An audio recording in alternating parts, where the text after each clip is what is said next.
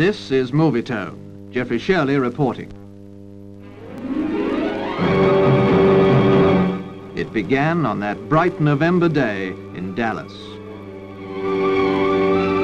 There's the building from which the fatal shots were fired, shots which have echoed round the world, murdering a man in the full flower of his achievement, and bringing sorrow and shame upon the millions he sought to serve.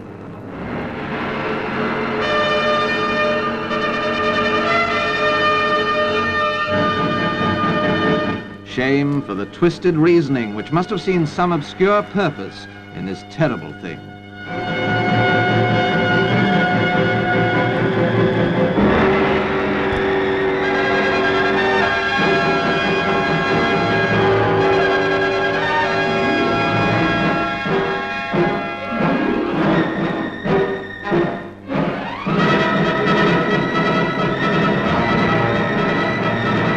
Shame for the mockery of the rule of law, the second murder, that of Lee Harvey Oswald.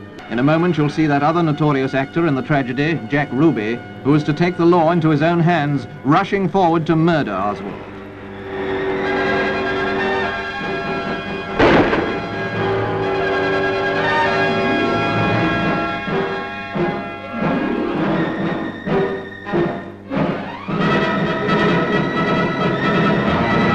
Moment frozen in time, but in such a moment and by such a man, America lost her leader and the world a source of confidence and strength. He led a nation, but he was also undisputed leader of the free world, as much respected in Russia as the West for his resolute work for peace. His death poses some tremendous questions. What will be Mr. Khrushchev's reaction? Will he inspire some new crisis to test the strength of the new leadership?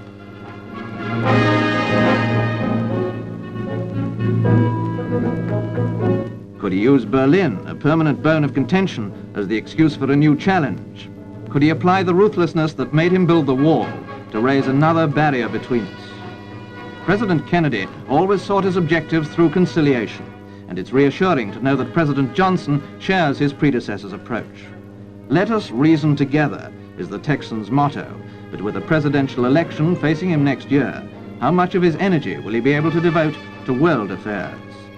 To succeed a man of Kennedy's caliber is a challenge in itself, but these pictures of his visit to West Berlin during the 1961 crisis underline his ability to give reassurance and strength. The Kennedy policy of conciliation without weakness was most clearly demonstrated in the Cuba crisis. Will Khrushchev choose Castro as his puppet for some new provocation?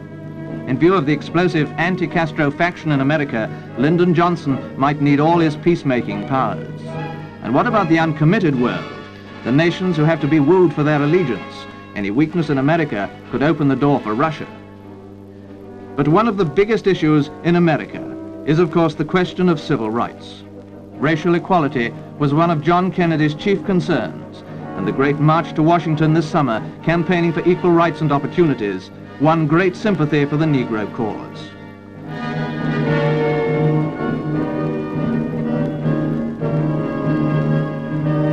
But in spite of Lyndon Johnson's record as an ardent supporter, the death of their champion John Kennedy has been a bitter blow. A tragedy at a time when the end of their journey was in sight. Free at last! Thank God Almighty! We are free at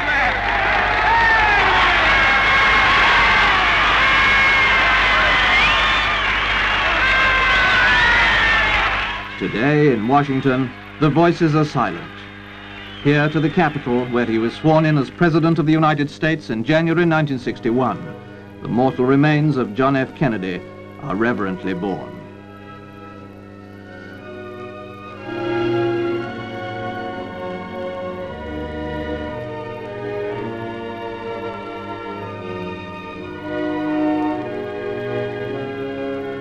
The coffin was to lie in state upon a catafalque where Abraham Lincoln lay after his assassination almost 100 years ago. John Kennedy, the fourth American president to die from an assassin's bullet. Throughout these first long days of her bereavement, Jacqueline Kennedy bore her sorrow with dignity and fortitude. She kneels at the coffin to kiss it.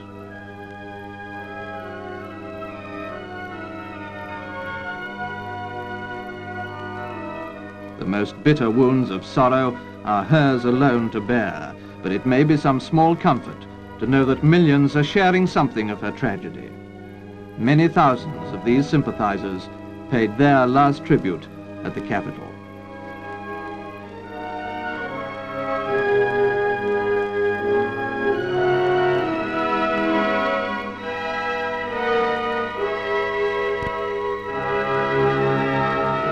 Millions more throughout the world joined them in spirit, in grief for Jacqueline, in mourning for her husband.